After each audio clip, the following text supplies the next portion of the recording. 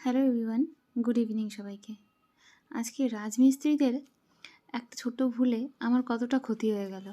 আমার ভালো পাঁচিল, আমার ঢালাই সব অল্প হলেও ভাঙতে হলো। এই যে পাঁচিলের নিচ দিয়ে জলের পাইপ গেছিলো, আর যখন ওরা কাজ করে পাইপটাকে ওরা কেটে ফেলেছে।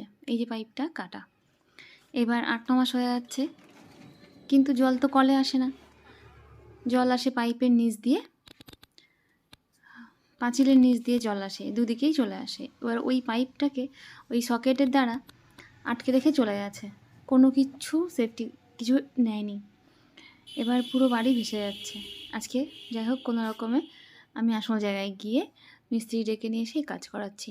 এই যে ভালো এই নতুন ঢালাই আমাকে ভেঙে আবার কাজটা করাতে হলো।